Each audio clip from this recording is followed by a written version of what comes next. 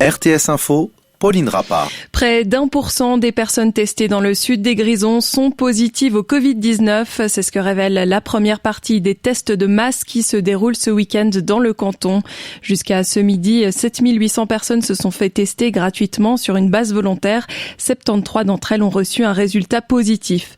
La médecin cantonale des Grisons avait prévu qu'environ 1% de la population était infectée sans le savoir et donc susceptible de contaminer d'autres personnes. Ce sont les premiers tests de masse effectués en Suisse. Les autorités espèrent en faire 20 000. On connaîtra le résultat global lundi. C'est une véritable institution dans le canton de Genève, le cortège de l'escalade qui commémore la victoire de Genève sur les troupes du duc de Savoie en 1602.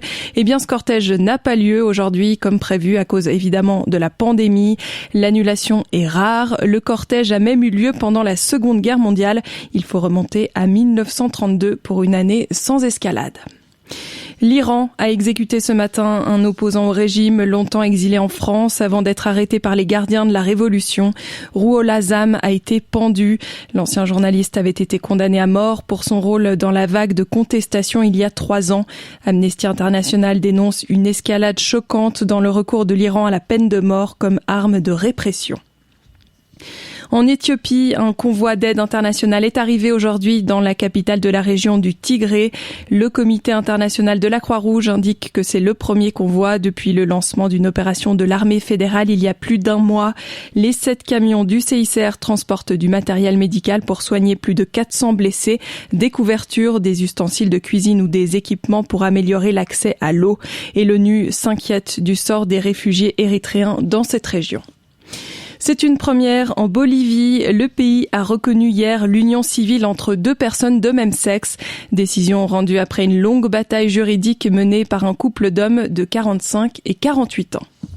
En ski alpin, l'Italienne Marta Bassino a terminé en tête du géant de Courchevel. Elle avait aussi remporté celui de Solden en octobre. La Suédoise Sara Hector et la Slovaque Petra Vlova complètent le podium. Côté suisse, Michel Guizine termine 8e, Lara Gut-Berami 9e, Wendy Holdener a été éliminée. Et chez les messieurs, c'est une toute première victoire en Coupe du Monde pour Mauro Caviezel. Le Grison a remporté le Super G de Val d'Isère. Météo, du gris cet après-midi avec des précipitations par endroits. La limite plus neige se situe entre 900 et 1200 mètres. Température en pleine, comptez maximum 3 à 6 degrés, moins 4 à 2000 mètres.